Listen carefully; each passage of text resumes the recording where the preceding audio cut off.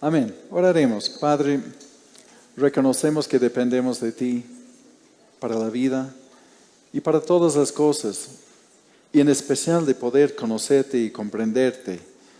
Dios, ayúdanos en este día de extraer de tu palabra tu voz, lo que tú quieres decir a nosotros, a cada uno de nosotros individualmente y también colectivamente como congregación. Dios, vivimos agradecidos a ti, te honramos, te bendecimos y encomendamos toda nuestra atención a ti, a tu Espíritu, para comprender algo más en este día. En el nombre de Jesús, amén. Amén. Pueden tomar sus asientos. Estamos siguiendo el recorrido de Pablo. Hemos pasado por Galacia, Filipos, Tesalónica, Berea, Atenas, y ahora estamos en Corinto.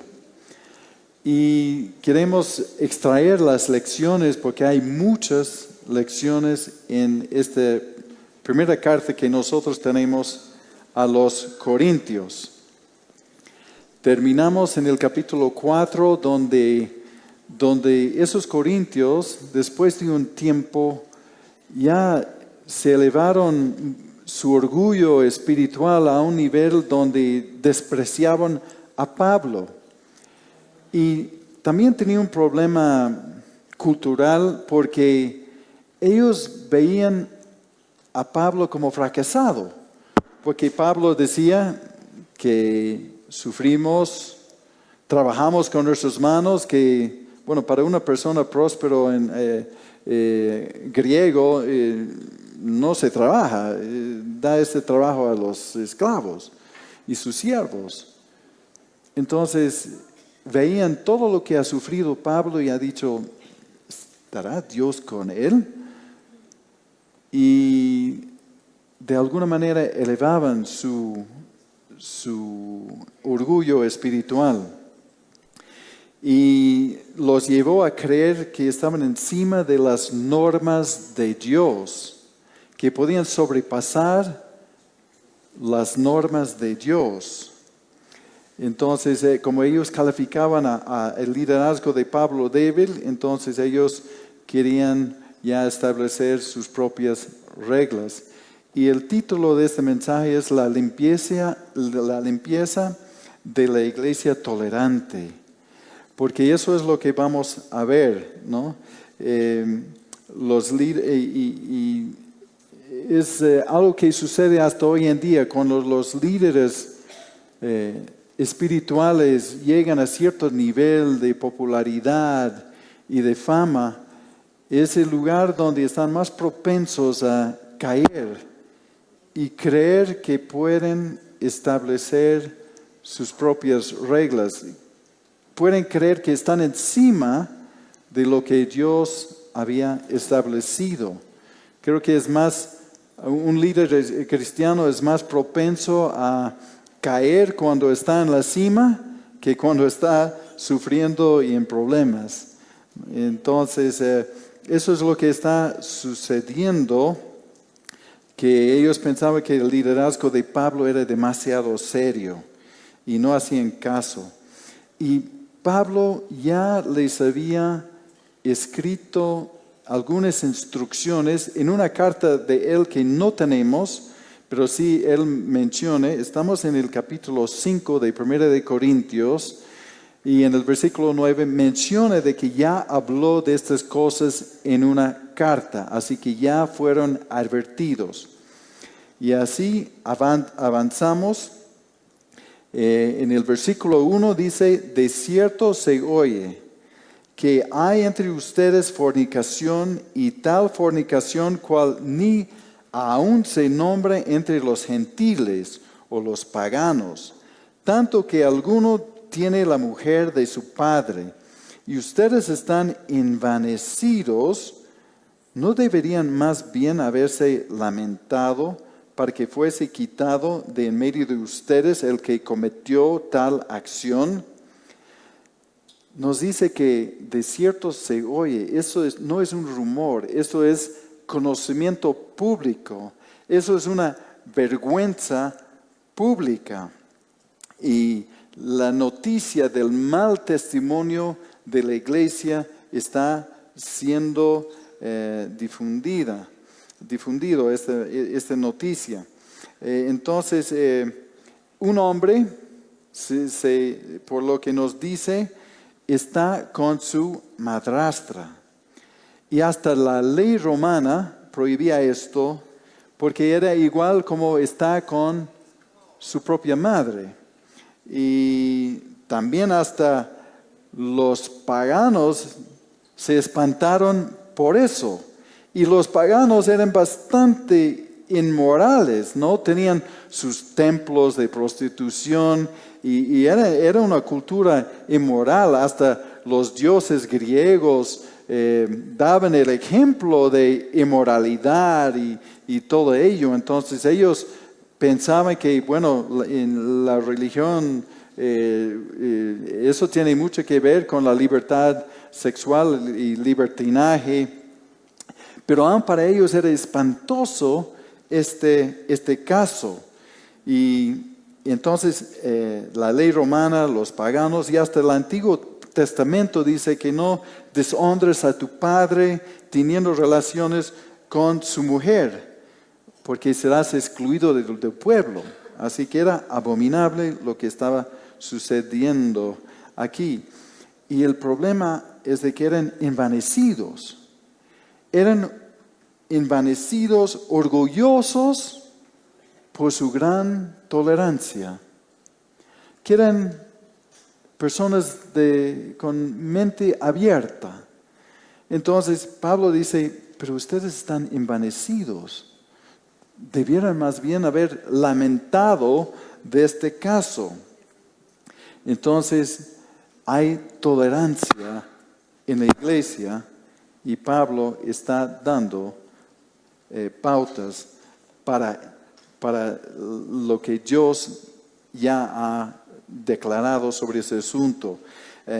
Por eso dice que debe ser quitado esta persona de en medio de ustedes, ¿no? La iglesia debe ser...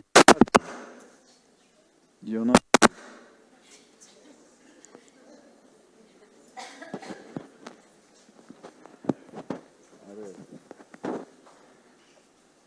Entonces, deben quitar a esta persona de la iglesia, deben limpiar la iglesia.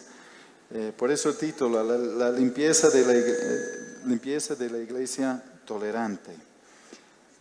Pablo les dice en el versículo 3 y 4, versículos 3 y 4, ciertamente yo, como ausente en cuerpo, pero presente en espíritu, ya como presente he juzgado al que tal cosa ha hecho. En el nombre de nuestro Señor Jesucristo, reunidos con ustedes y mi espíritu, con el poder de nuestro Señor Jesucristo. Ahora algunos han tomado esto para creer que está hablando de una experiencia fuera del cuerpo, de proyección astral, de desdoblamiento, que aún ausente estoy con ustedes, pero no tiene nada que ver con eso. Tiene que ver con lo que ya había dicho. Con lo que ya había dicho. Y en el versículo 9 dice que ya les habló de estas cosas. Entonces Pablo es el que tiene autoridad para decirles qué hacer. ¿Qué hacer en este caso?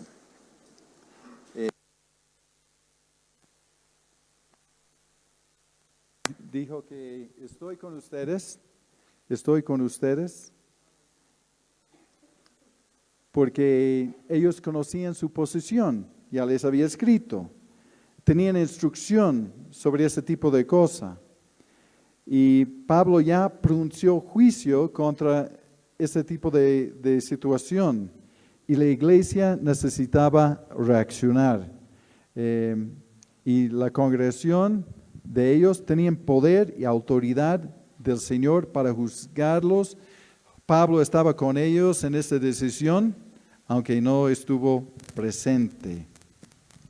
El versículo 5 también es un versículo que ha sido torcido, que dice, y el tal, sea entregado a Satanás para destrucción de la carne, a fin de que el espíritu sea salvo en el día del Señor Jesús. El tal sea entregado a Satanás para destrucción de la carne, a fin de que el espíritu sea salvo en el día del Señor Jesús. Está hablando de excomunión, excomulgación, de sacarle de la congregación, de sacarle de la confraternidad, de la protección del cuerpo de Cristo. Y digo que este versículo ha sido mal utilizado hasta en el tiempo de la Inquisición. Este versículo fue utilizado para decir o para probar de que ellos torturan a la gente para su arrepentimiento, ¿no? Para que ellos se arrepienten, para que se salva su carne, aunque su cuerpo fuera destruido. Entonces, no vamos a practicar esto, no creemos que eso es el contexto. Definitivamente no es. Lo que está hablando aquí es de retirar la protección del cuerpo de Cristo. Hay protección cuando estamos en grupo, como una oveja en su manada, está más protegido, y cuando está fuera está expuesto al lobo y lo que puede pasar, está en gran peligro. Entonces, está hablando de aislarle y él queda sin protección. No es de pronunciar maldición sobre él, no es para hacer un ídolo sobre él, sobre esta persona, es simplemente retirar la protección de Dios de él. Y Dios también se está retirando de él, dejándole cosechar las consecuencias de sus acciones y de salir fuera de la protección de Dios del compañerismo. Está ya bajo del dominio de Satanás. El enemigo puede hacer con él lo que quiere. No es que Dios le está castigando, él está cosechando las consecuencias de su pecado para llevarle al arrepentimiento. Para llevarle al arrepentimiento, ¿no? Entonces, ¿cuán importante es eso, lo que nos está diciendo? Porque hay protección siendo parte de la comunidad de fe, y muchos lo desprecian, no aprecian el compañerismo y se están expuestos a lo que el diablo les puede hacer. Entonces, es importante. Y no está hablando de destruir el cuerpo físico, sino destruir el poder del pecado en su carne pecaminosa, ¿no? Para que el espíritu sea salvo. La meta de la disciplina en la iglesia es clara. Es su salvación, es su restauración, no su destrucción. Y no es para condenar, es para restaurar. Y no es venganza, aunque en algunas congregaciones probablemente cuando lo maneja más como políticos, uno podría tomar venganza y hacer ese tipo de cosas. Pero digamos, el propósito es no de descargar ira, no es venganza, es simplemente llevarle a restauración, de sacarle de la iglesia. Y de sacarle de la iglesia en este tiempo era realmente un castigo, porque había una sola iglesia, la iglesia de Corinto, la iglesia en Corinto. Entonces eso fue un castigo real, era una vergüenza real, ¿no? De estar aislado de la comunidad de fe.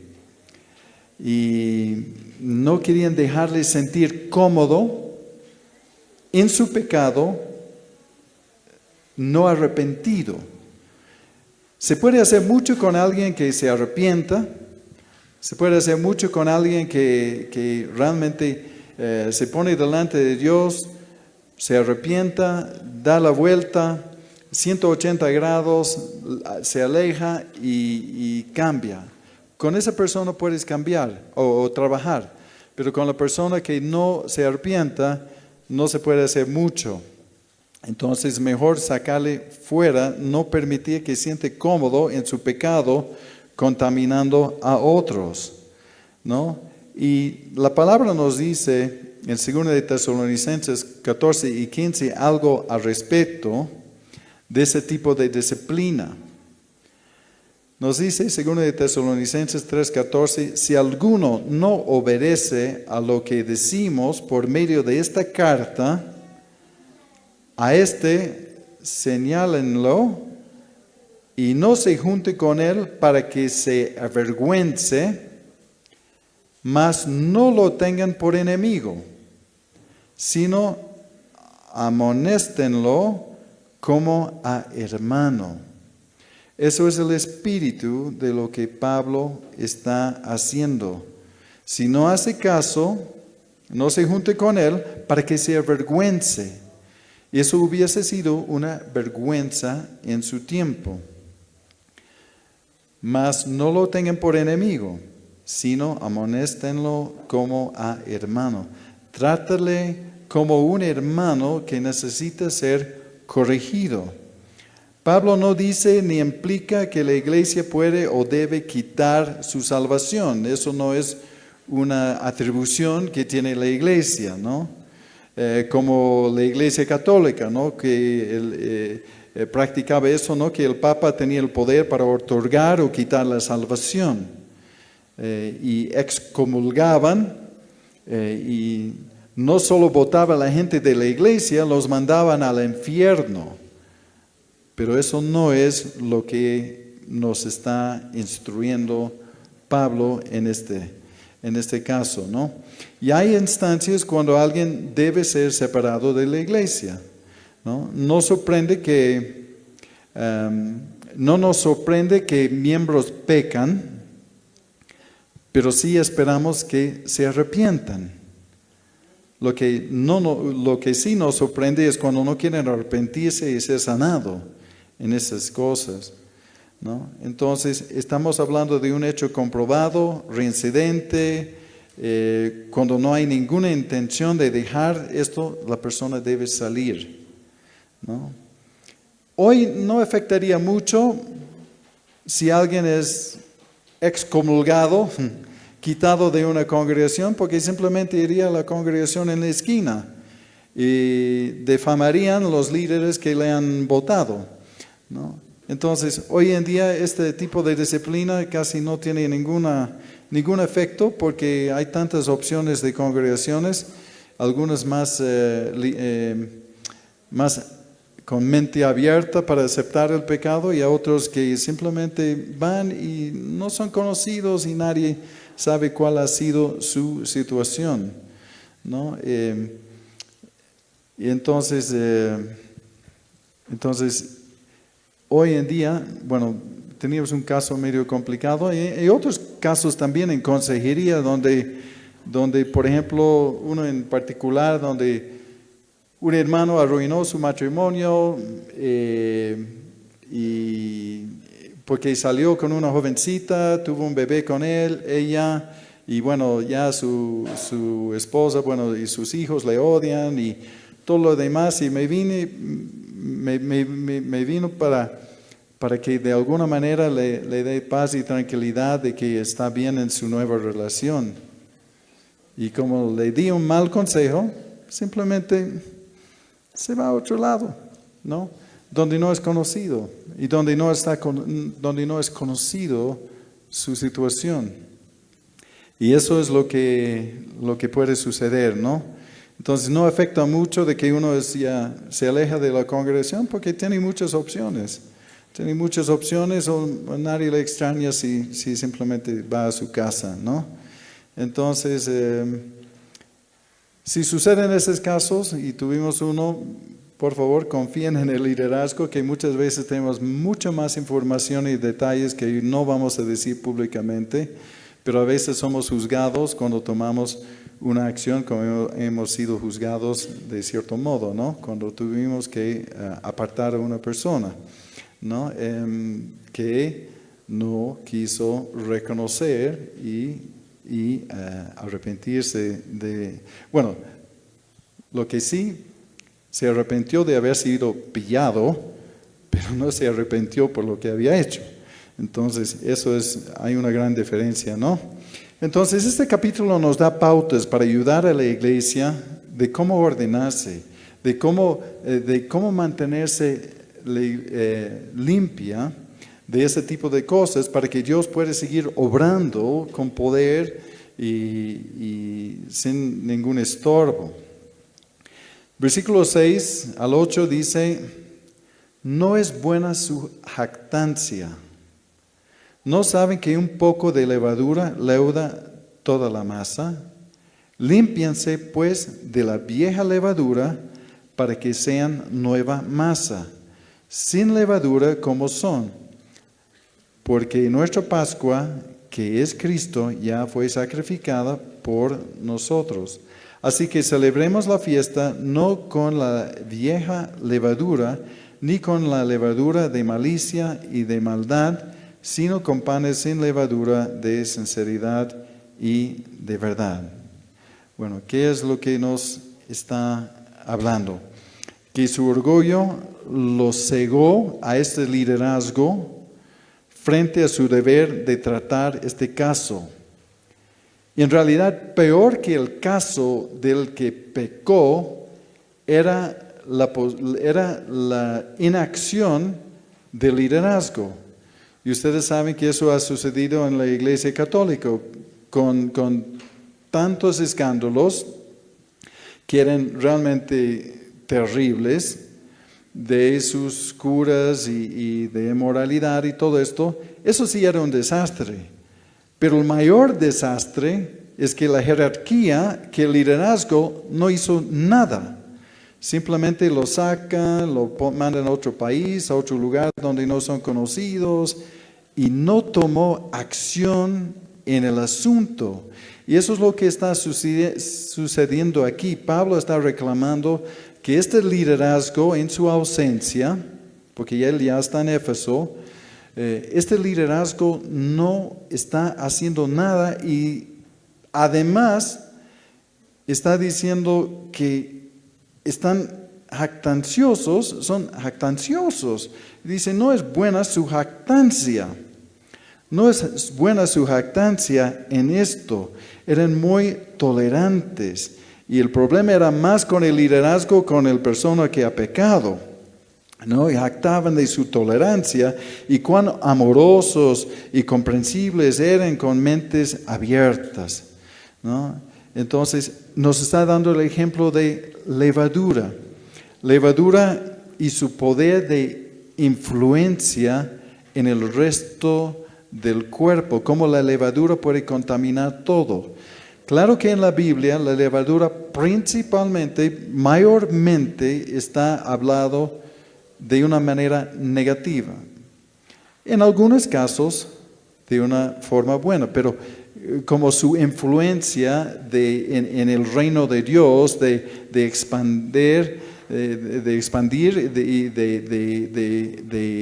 de leudar todo con el Evangelio es en el sentido positivo, pero generalmente es utilizado en el sentido negativa, la levadura. Entonces, Cristo es nuestra Pascua, ¿no? Y habla de pan sin levadura y nos lleva a los tiempos de Éxodo capítulo 12, donde hay el Éxodo, donde hay la Pascua, donde está iniciado, donde tiene que matar el cordero, pintar el marco de la puerta y el ángel de la muerte pasa por la sangre del cordero de la puerta. Entonces, nos habla de la liberación. La liberación simboliza libertad mediante el sacrificio.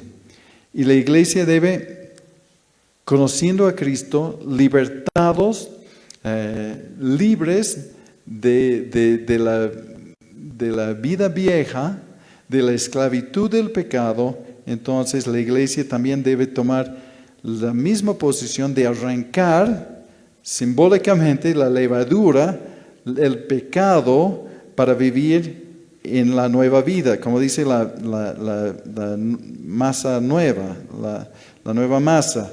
Entonces, de separarse de este pecado que puede leudar todo, ¿no?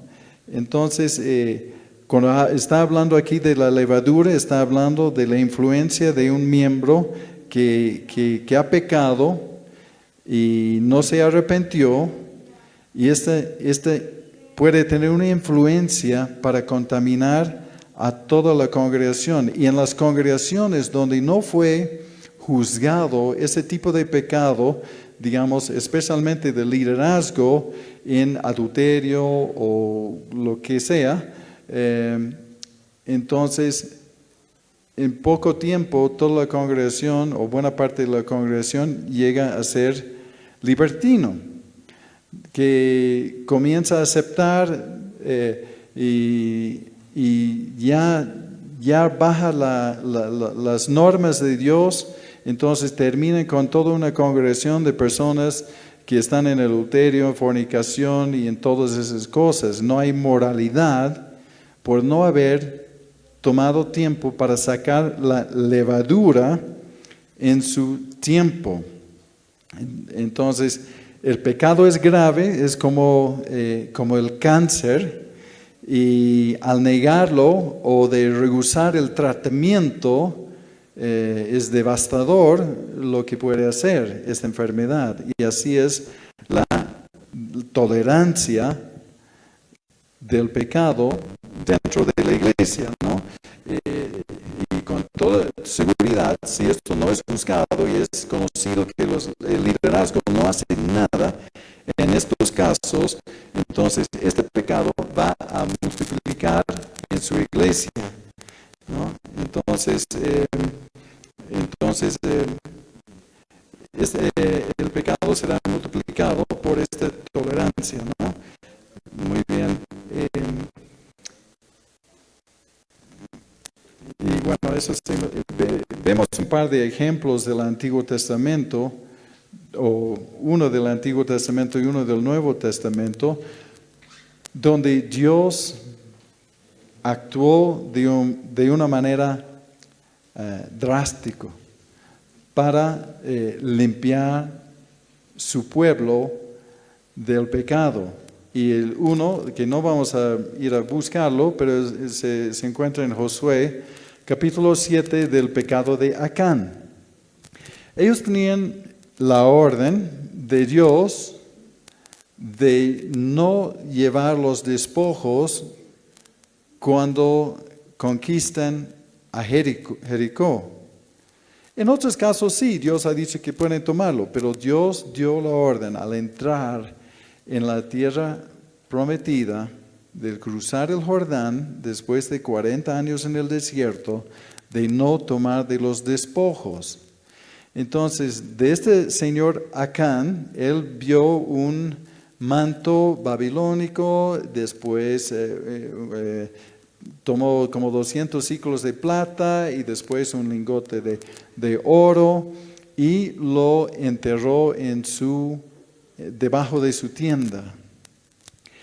Y cuando Israel después de eso fue a la guerra, fueron derrotados y ellos decían, pero ¿cómo es esto? Dios nos dio la promesa, Dios nos ha garantizado la victoria, ¿y cómo es que hemos sido derrotados?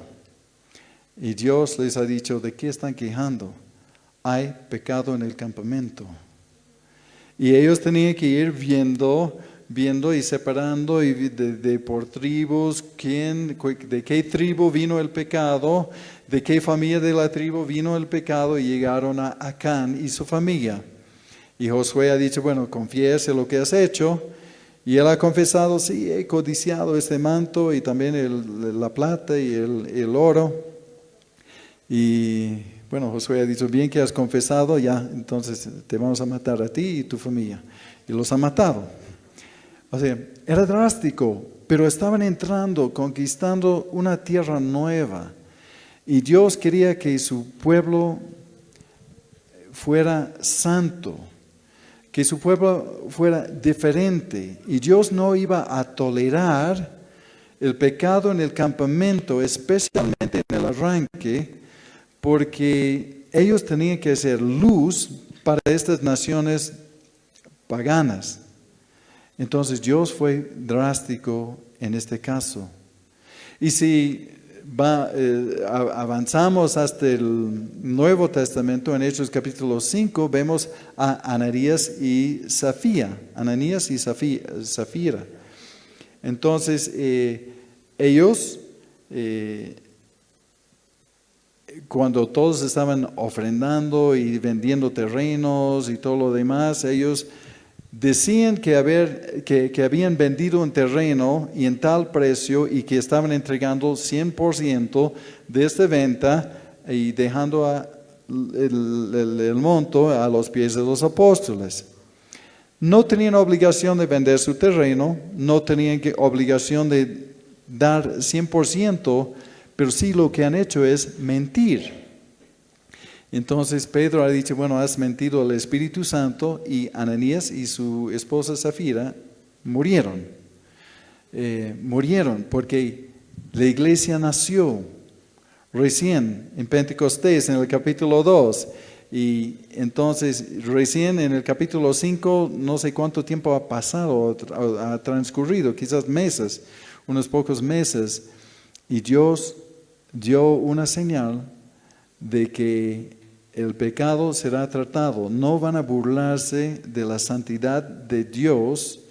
Entonces ellos tuvieron que morir como un ejemplo de que Dios no iba a tolerar el pecado, especialmente en el arranque de la iglesia. Quería dar un mensaje fuerte de que no iba a tolerar nada de eso. Entonces, por eso habla de como levadura, y que si hay un caso de estos, hay que removerlo, quitarlo de la iglesia, para que en esta soledad espiritual, expuestos a todas las armas fuertes del diablo, que se arrepienta y vuelva esta persona restaurada. Llegamos al versículo 9 al 13, que termina el capítulo, que dice, les he escrito por carta, por eso ya fueron advertidos, que no se junten con los fornicarios, no absolutamente con los fornicarios de este mundo, o con los avaros, o con los ladrones, o con los idólatras, pues en tal caso les sería necesario salir del mundo. Más bien les escribí que no se junten con ninguno llamándose hermano, fuera fornicario o avaro, o idólatra, o maldiciente, o borracho, o ladrón, con el tal ni aun comen, llamándose hermano. Porque ¿qué razón tendría yo para juzgar los que están afuera? ¿No juzgan ustedes? Es una pregunta, ¿no juzgan a ustedes los que están dentro? Porque los que están fuera, Dios juzgará. Quiten pues a este perverso de entre ustedes.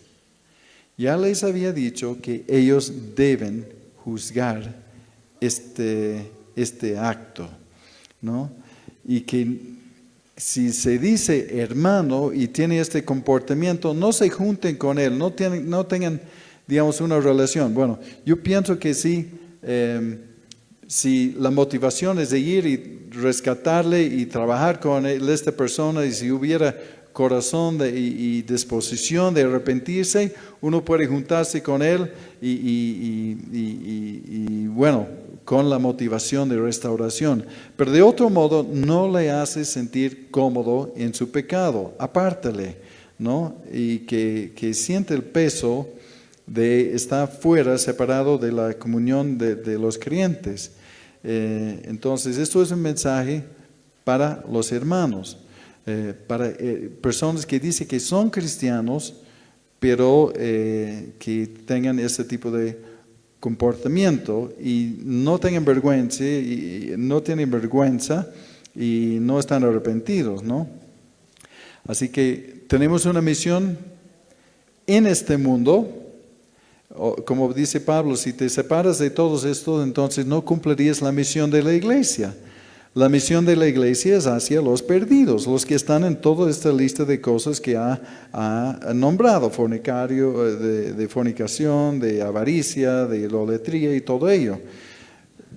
Nuestra misión como iglesia es hacia ellos. Pero como dice Jesús mismo, bueno, estamos en el mundo, pero no somos del mundo.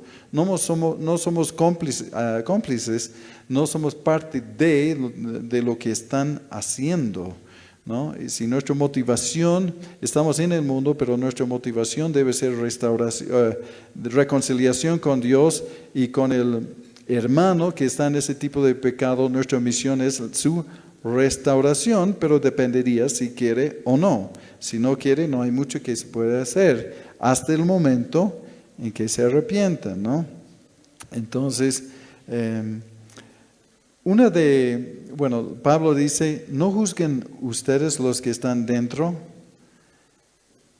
Y esa es una palabra, en realidad en Lucas 6:37, una palabra que a veces nos echan en cara, ¿no? Que dice, Lucas 6:37, no juzgan y no serán juzgados. Y lo toman esto de que no podemos juzgar nada. Y eso es una mala interpretación de este versículo. Dice, no juzgan y no serán juzgados, no condenen y no serán condenados, perdonen y serán perdonados. Entonces, ¿podemos juzgar o no? Porque muchos levantan este versículo y lo utilizan fuera de todo contexto. Y Pablo dice, pero ustedes son los que juzgan los que están dentro. Y deben hacerlo, ¿no? Entonces, de hecho, todos juzgamos, ¿no? ¿Pueden los cristianos juzgar el pecado? Yo creo que sí. Todos juzgamos y debemos hacerlo. Seguramente ya están juzgando si estoy tomando este versículo en contexto, ¿no? O sea, todos juzgamos.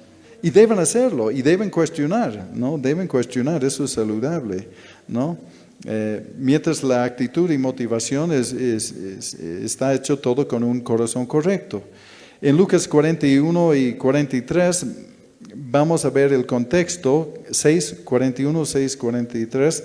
Dice, ¿por qué miras la paja que está en el ojo de tu hermano y no echas de ver la viga que está en tu propio ojo? ¿O cómo puedes decir a tu hermano, déjame sacar la paja que está en tu ojo, no mirando tú la viga que está en el ojo tuyo? Hipócrita, saca primero la viga de tu propio ojo, entonces verás bien para sacar la paja que está en el ojo de tu hermano. Sacar la paja del ojo de alguien es un acto de amor. Es un fastidio tener una paja o una astilla en el ojo, ¿no? Entonces eso es un acto de amor. Pero el mensaje es, primero sacar el tronco que está en tu ojo y luego ayuda a la otra persona.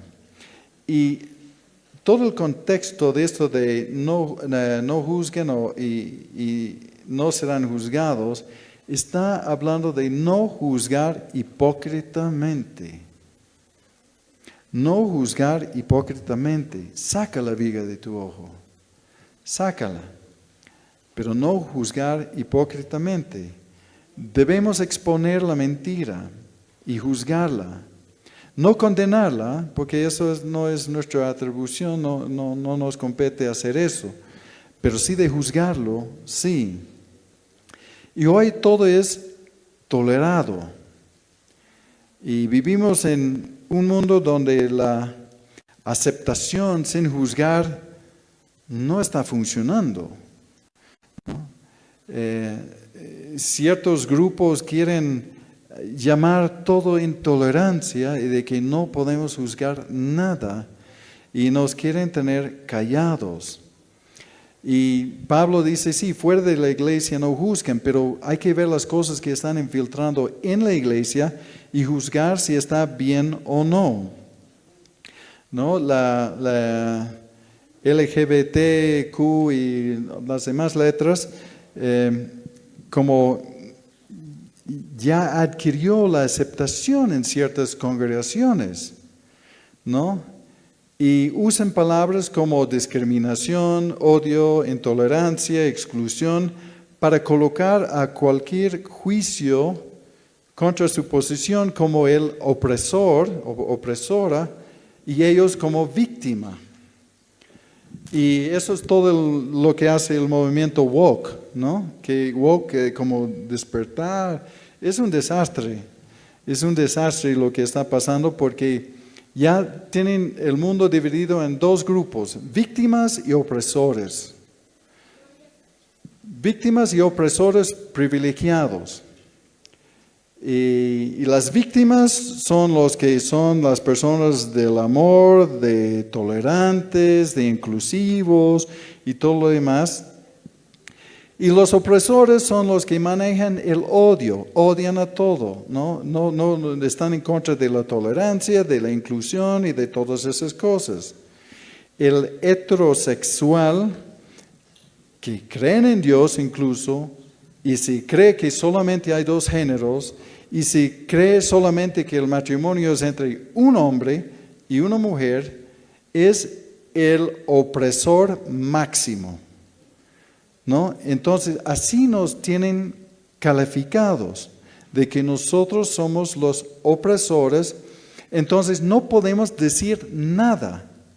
No, porque todo ese movimiento gay y todo comenzó con los primer paso, sacándoles del armario.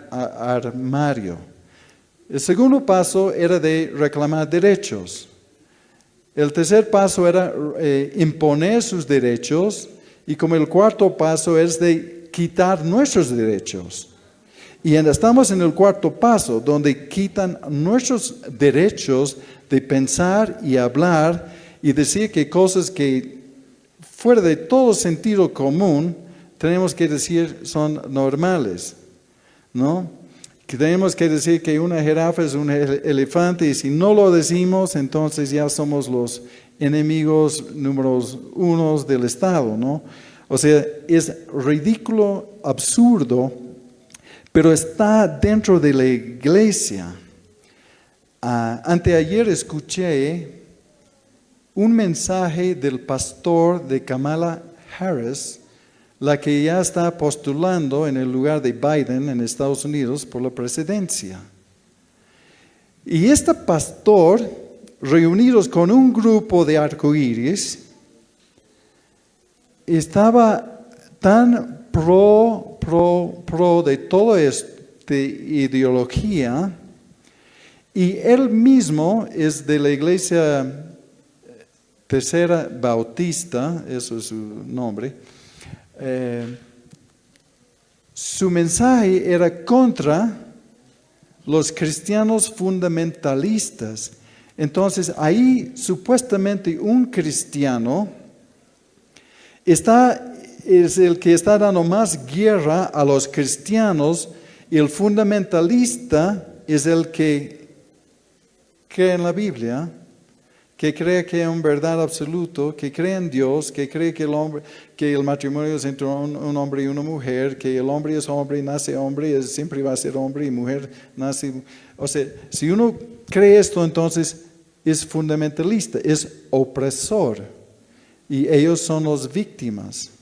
Entonces han utilizado este discurso con los Black Lives Matter, ¿no? La importancia de las vidas de las personas de color y de todo ello.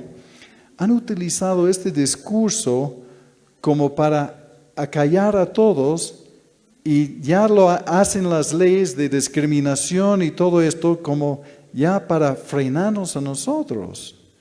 Entonces debemos juzgar y espero que están juzgando lo que es correcto y no incorrecto. Y espero que están juzgando bien de decir que este pastor de no sé qué cosas, pero no está en el Señor no está con eso.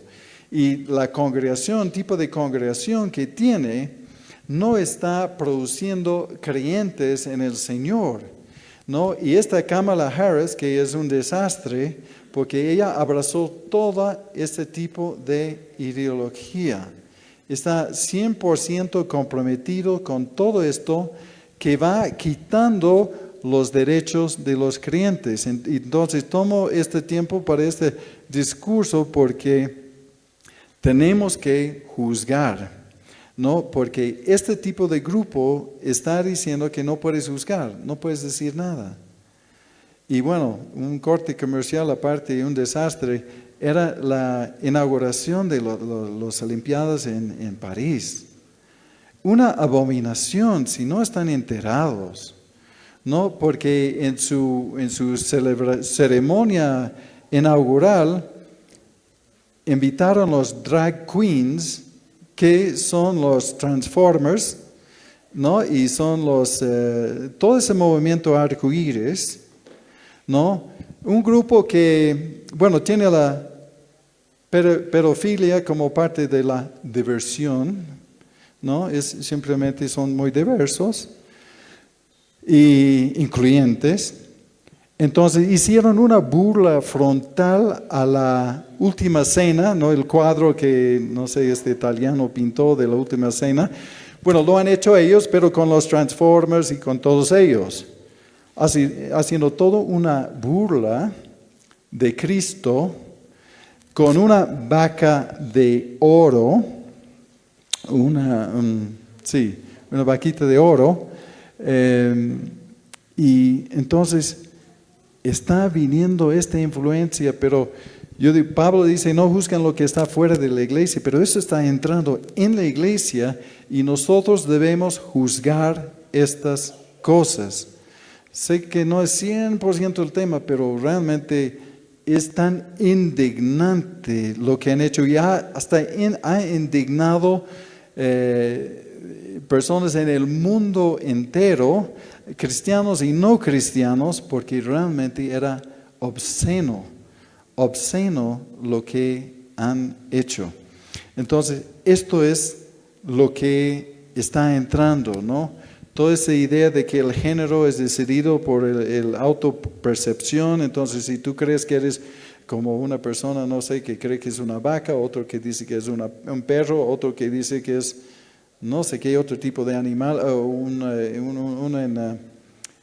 asiático, ¿no? Que cree que es un perro y tiene su traje y todo y anda por las calles. O sea, estupideces, pero impresionantes. Y simplemente no tienes que ser un científico, no tienes que hacer investigaciones ni estudios, simplemente usas un pedacito de sentido común para saber que un hombre es un hombre y una mujer es una mujer, y un hombre no puede ser una vaca y un hombre no puede ser una mujer. Y entonces tenemos que juzgar. No permites que nos hacen callar en esos temas. Tenemos que juzgar. Dios nos habla y Dios realmente les ha entregado a una mente reprobada. Mente reprobada, una mente que no funciona, que simplemente no funciona. Entonces, eso dice Romanos 1:28, ¿no? Como ellos no aprobaron tener en cuenta a Dios, hablando de todo ese movimiento arcoíris que está detallado, hombre con hombre, mujer con mujer y todo ello, Dios los entregó a una mente reprobada para hacer cosas que no conviene. Pero también a la continuación, no van a salir con lo suyo. Dios juzga y ya ha juzgado esto y no van a salir adelante con estas cosas, ¿no? Entonces, hermanos, si no tienen una posición clara sobre estas cosas, deben tenerlo, ¿no? Cómo han ido cambiando el lenguaje de todo, ¿no? Por ejemplo, decir interrupción de embarazo, ¿no? Suena bonito, ¿no? En vez de asesinato de un ser humano. O sea, cambiaron el lenguaje de un montón de cosas inclusión, diversificación, exclusión, discriminación, derechos y todo esto. Entonces nosotros estamos en las filas de los que odian y somos totalmente cerrados y cuadrados en esto. Entonces, hermanos, tenemos que tener una posición clara y espero que juzgan para que la iglesia se mantenga limpia y nunca lleguemos a una situación de tolerancia. Obviamente las puertas están abiertas para que entre cualquier persona, ¿no? Con cualquier tipo de idea, vicio, comportamiento, la puerta está abierta, pero no para celebrar lo que está haciendo, simplemente para decir que hay una salida en Cristo, ¿no? Y si quieren cambiarse y si quieren tener propósito de su vida, entonces pueden hacerlo por medio de Cristo y pueden arrepentirse y abrazar una nueva vida en Él, pero no para abrir la puerta y decir, bueno, vamos a celebrar su día, ¿no? Con arcoíris colgado por todo lado, ¿no? Entonces, es abominable, ¿no? Seguramente varios de ustedes sé que ya están siguiendo estas cosas. Basta que entres en YouTube y ves algunas de esas cosas, ¿no? Y ves, por ejemplo, aún personas que no sé, dudamos que son cristianos, si son cristianos, ¿no? Como el Agustín Laje y todos, y ver, ¿no? El que escribió el libro de Generación de Idiotas y todas esas cosas, ven realmente tiene unos argumentos y desglosa y da en detalle todo lo que está sucediendo con estos movimientos, ¿no? Y no solo de él, pero de montón, ¿no? Uno que ya está destacándose mucho es el William Graham. No sé si es sobrino de Billy Graham o no, pero realmente está haciendo saber, trayendo a luz a todas esas cosas, ¿no? Y cómo está atropellando todo, ¿no? Y cómo está queriendo infiltrar. Por eso tenemos que mantenernos en santidad.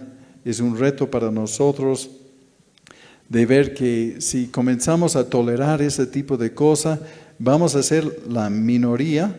Ya somos los enemigos de no sé, del Estado y de todos en esos temas, ¿no? Porque todos son comprados, le compran las leyes, ¿no? Y aprueban leyes a la medianoche sobre esas cosas comprados y bien pagados, ¿no? Por esos grupos. Entonces, se hace un daño grave si no confrontamos el pecado, ¿no? El pecado multiplica, eso es como ya comenzando a terminar, ¿no? Que el daño hace que de no juzgar el pecado hace gran daño a la iglesia, como ha hecho con ellos. El pecado va a multiplicar, el libertinaje va a multiplicar, y hay congregaciones donde ya está hecho, ¿no? La iglesia pierde su testimonio, ya deja de ser luz en las tinieblas. Los romanos y hasta los paganos, en este caso de esta persona que está en esta relación con su madrastra, ellos ya lo habían observado y juzgado y están diciendo, ¿qué van a hacer esos líderes? Y ven que no hacen nada. Entonces ya ha diluido totalmente el mensaje del Evangelio. Probablemente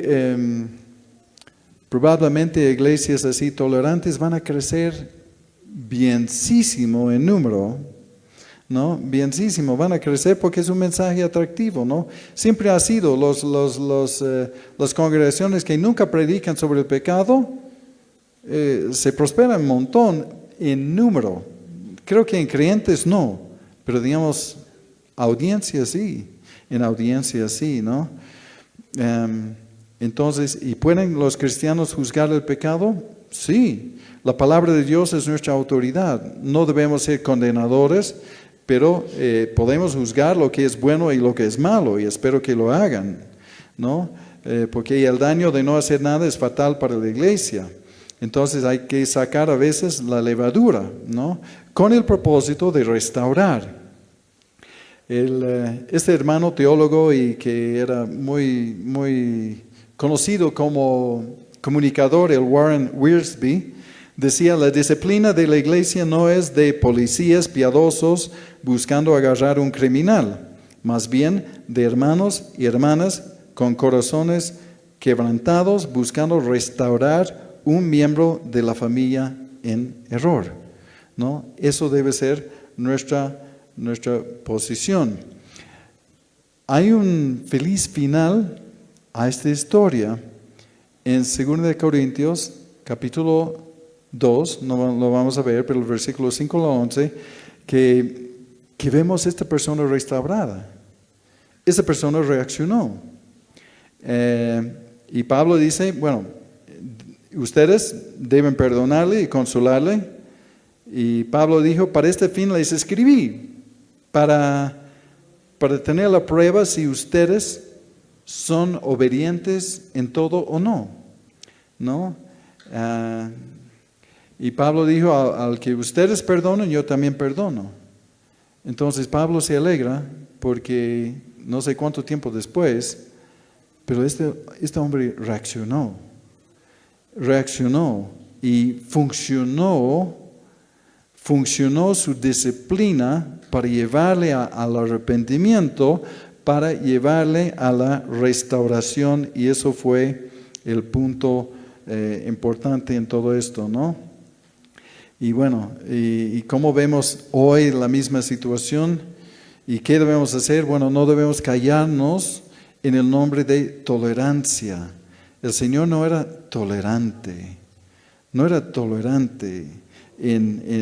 para aceptar cualquier cosa que el ser humano quiere hacer, ¿no?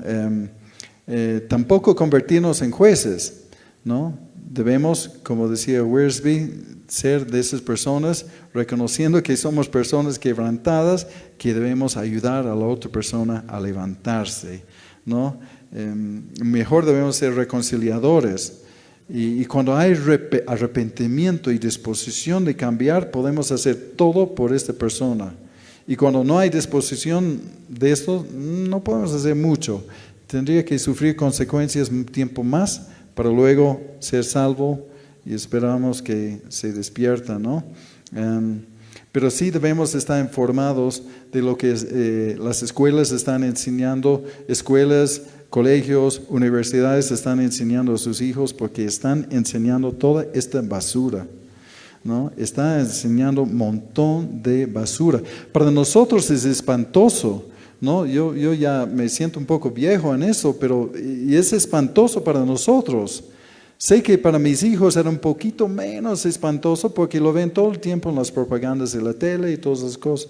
Y sé que para mis nietos va a ser tan normal todas esas cosas porque los medios están glorificando toda esta cosa, ¿no? Y bueno, decir que la limpieza comienza con nosotros. Puede ser que no podemos controlar lo que hacen la mayoría. Puede ser que vemos como abrumador la magnitud y la fuerza en que vienen todos esos movimientos, pero donde sí tenemos control es en nuestro propio corazón, y ahí es donde debe comenzar. Debemos ser esas personas de integridad, debemos cuidar la limpieza de nosotros. Y hablamos de la limpieza de la iglesia. ¿Qué es la iglesia?